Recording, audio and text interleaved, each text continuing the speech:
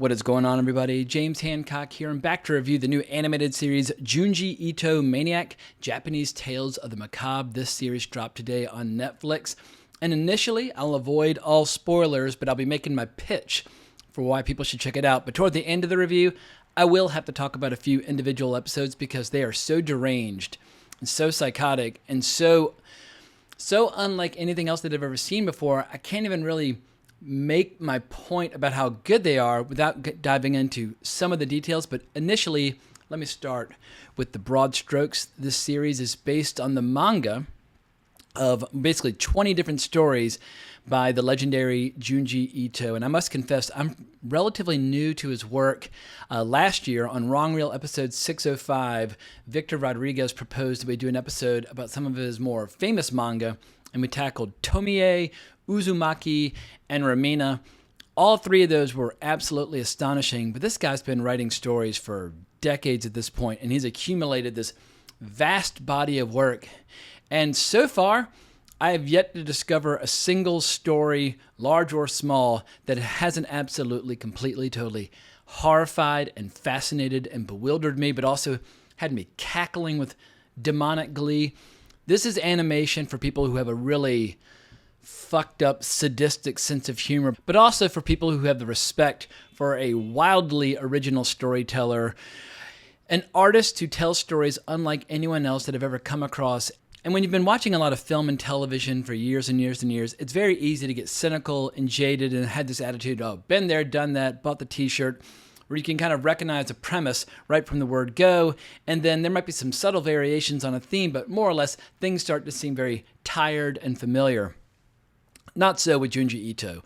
With each story of his that I've either read or now watched, I always just kind of sit back and like, oh my God, like there are more ideas packed into this 6-minute short film than you might find in a dozen feature films coming out of Hollywood. If anything, the 20 short stories that were adapted into animated shorts with this series. It's 12 episodes, but some of the episodes have 2 episodes or kind of 2 short stories within one, like they're really short. But in each of them, you would find enough ideas to fuel an entire franchise from Blumhouse or one of those other kind of more mainstream horror producers. And speaking of the adaptation, I should give a shout out to screenwriter Kaoru Sawada, if I'm saying that correctly, and director Shinobu Tagashira. And they're not the first filmmakers to adapt Junji Ito's work into animation, but increasingly it feels like Netflix is all in on Japanese genre entertainment, as well as genre entertainment from South Korea, from India, from Indonesia, from Hong Kong. I mean, they throw a very wide net to find some of the coolest content from the Far East, and I really applaud them for it, because if you're sick and tired of the really predictable, oftentimes tedious work coming out of Hollywood, there's no better palate cleanser than looking at the genre entertainment from the other side of the planet, where whether you're a fan of hardcore action or horror or warped comedies or whatever the case might be, it's just this incredible endless ocean of new storytelling experiences. And what this animated series reminded me of back in 2007, I had the luxury of spending about half a day at the Manga Museum in Kyoto in Japan. I was over there for a global immersion elective while in business school.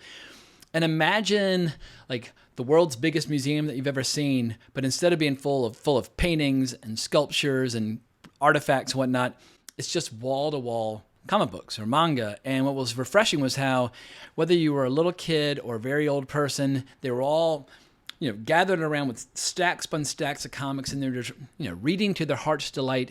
And it's just a completely different entertainment culture over there. And obviously, a lot of the great manga have been turned into really cool series and movies over the year. I got into Japanese animation in the mid-90s.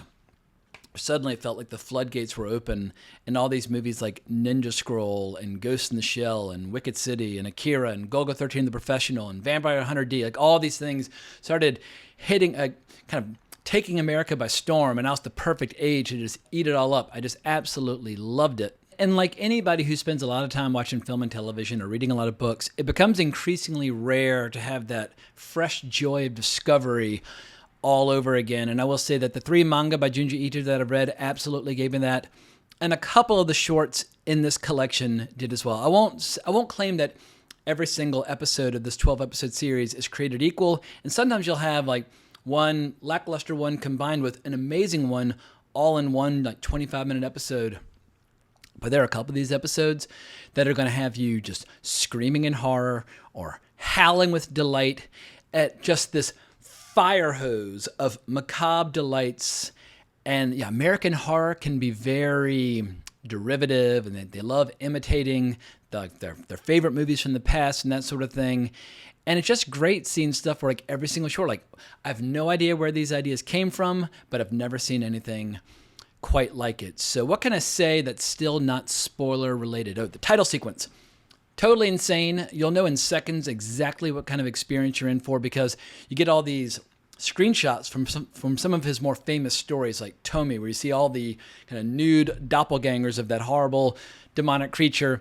Like, oh God, all right, that's different. And you had this really aggressive music, but then at the end of every episode with the closing credits, you had this really eerie music, but it's like eerie and delightful all at once. But I'm going to be humming it for days, but I strongly recommend that you stick it out through the closing credits each time, because at the end of each one of them is a weird little vignette about like where ideas come from for writers and artists. That's really interesting, because most of these episodes are not connected, but those end segments kind of bridge it all together, although there are one or two characters that appear in more than one segment. Also, one more piece of advice. For some of you, this will be painfully obvious, but if you are new to Japanese animation, do yourself a favor and watch it in Japanese with English subtitles. You're just not getting the full experience with an English dub. It's just different. And this is coming from somebody who grew up watching a lot of English dubs of Japanese animation, where I have very fond memories of a lot of those performances, like the performances of Kaneda and Tetsuo in my original video cassette of Akira. I remember those performances well, but if you want the full Junji Ito experience when it comes to the weird, dark humor, please turn on the Japanese language with English subtitles. You can thank me later. But another detail I can celebrate that's not a spoiler, this animated series does a brilliant job of capturing these really subtle but disturbing facial expressions in Junji Ito's characters, because his style isn't necessarily as like kind of like testicle grabbing as some other Japanese stories out there that are really like wild and over stylized. If anything, his world is very grounded. It's very mundane. Everything seems totally ordinary, which makes the horror ingredients all the more impactful when they emerge. And one of the things that's just absolutely astonishing about his comics is the really tiny little subtle differences in eyes and in the characters' eyes and mouths that make them just so much more disturbing or hysterical, but all these like weird twitching grimaces and so on and so forth. But this animated series really tries to capture as much of those expressions as humanly possible. If I were to offer one major criticism, it's that it is very challenging to do the emotional reset of watching a lot of these stories in a row. Like, it's not as bad as like when you go to a film festival and you're having to watch like 24 unrelated short films in a row where you're constantly having to do that emotional reset, but it's very taxing to watch a movie end and then having to kind of reset for another. And about halfway through this, either the episodes weren't as good or I was just getting exhausted, but I pressed pause, went and took a nap, came back, then finished it. I don't recommend that people try to binge the whole thing all at once. Watch an episode or two, leave it alone for a while, then come back to it. I think the episodes will have a lot more emotional impact if you do it that way. So do not binge this show. And the same thing happened when I was reading some of his graphic novels, like the story of Tomie. Like the entire book is all about her, but oftentimes you're having to reset with new characters related to her. Or the story Uzumaki, aka Spiral. It's all in that world, it's all in that town, but oftentimes you're having to reset with new stories and how the spiral's affecting them. And that can be exhausting, so don't be afraid to kind of bite things off in bite-sized chunks. So in closing, before I get to my spoiler section, I'll simply say that if you are a fan of tight, economical horror stories with unimaginably bleak, disturbing, but hilarious endings, this series is going to be sheer nirvana. Not every episode is made equal, but there are enough in there that are incredible where you will find the journey and the experience well worth it. And also for people out there who are, real connoisseurs of manga and anime, I mean, I see a decent amount of Japanese animation, but I don't gorge myself on it. I'm always open to any and all suggestions for artists and writers who you think might be on the level of Junji Ito, because my knowledge of manga is relatively limited compared to how much animation that I've watched. But the good news is Showbiz is catching on, and not only do we have this to enjoy, we have a series that's being made out of his most famous work, Uzumaki, aka Spiral, that's being worked on now. And there's a trailer online that is eerie as hell, and I strongly recommend people hunt it down. But before I completely wrap this up, let me give a few shout outs to a few specific episodes. Now, for people who really love and adore his work, you're going to recognize a lot of these shorts, like Hanging Blimp, which is found in the collection Shiver. That's a big one. There's another one, the Thing That Drifted Ashore, which is found in the Slug Girl collection. And then episode 9 is one of the chapters from Tomie. That was actually the only one that I had read ahead of time. The rest I saw on this list of like essential Junji Ito stories to read. So apparently a lot of these are well known and well loved by a lot of people. But my favorite episodes this season, episode 1 might have been the funniest for me just because it captures so many very familiar dysfunctional family dynamics that I think just about anybody will be able to enjoy. The second segment within episode 2 was absolutely delightful as well. This weird ice cream truck story that has kids turning into ice cream and eating each other. And anyway, that was incredible. A strong contender for the most disturbing out of all these is episode 3, which is based on the story Hanging Blimp, where you basically have these large balloons that resemble people's heads, and the balloons will float up to you, and they have a noose, and the nooses will try to kill you, and then they just fly around kind of taunting people. But if you do anything to harm the balloon, like one guy shoots one with a crossbow, the person that it resembles then like all their air comes out and they just wither away and die. And so you basically have all of Japan is under lockdown with people starving in their homes because anytime you go outside, these fucking balloons with nooses swoop down to try to kill people. And as I was watching it, I was like, A, I'm terrified. B, I'm howling with all these weird expressions on these balloons' faces. But it's just so bleak and so dystopian. And it was just so giant in scope. And I had never seen anything quite like it. Episode 7 is glorious. That could easily be a feature film where you have this environment where when people die, they automatically decompose and kind of turn into their own gravestone. And you have this couple that's come into town that's accidentally killed somebody, and they've got the body in their trunk, not realizing that it's like, warping and changing and metamorphosizing in the back of their car, all while they're trying to pretend as if they don't know where this body is. But that was incredible. Episode 8, now that I think about it, I think episode 8 is the strongest of the bunch.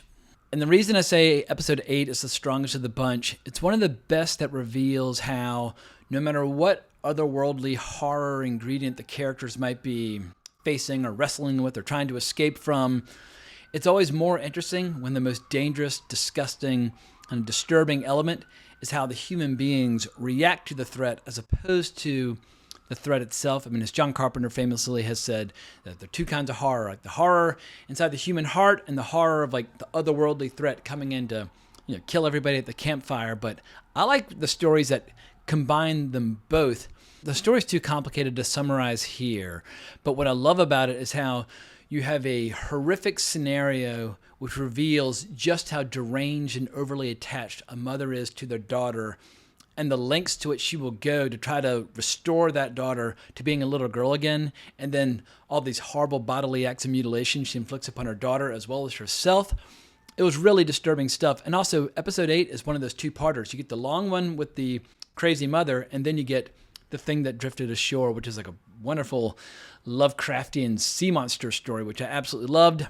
And then, of course, you cannot beat episode 9, which brings in the legendary character Tomie. It's the photo episode where a girl's taking pictures of her and sees how, at least in the pictures, you can see one of the kind of doppelgangers or duplicates coming out of her head. And for people who know the story of Tomie, she's constantly replicating herself. And if you chop in her a million pieces, she'll just turn into like 20 different versions of herself. But every chapter of the book is how people become obsessed with her and they want to be around her. And if they can't be around her, if they can't date her or have sex with her, then they have all these murderous urges. But if you love the character Tomie, episode 9 will absolutely please you to no end. And then the final episode, episode 12, is just deranged and hilarious, and it ends on a strong note. In any case, I think I've showered enough praise on this for now. Like I said, it's not a perfect show, but the episodes at work will absolutely blow your fucking mind, and it'll make most conventional horror films and shows coming out of Hollywood seem like eating cardboard by comparison. So definitely check this out.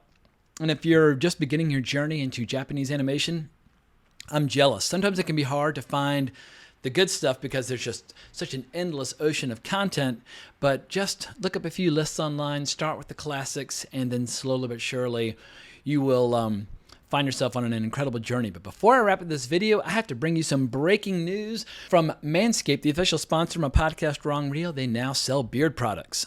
That's right, they are once again revolutionizing men's grooming with the brand new Beard Hedger Pro Kit. From a beard trim to a fresh shave, the technology behind the Beard Hedger Pro Kit allows you to shape your signature beard look. Now you can finally use Manscaped products to make your drapes match your carpet by going to manscaped.com and using the discount code WRONGREEL in all caps for 20% off and free shipping.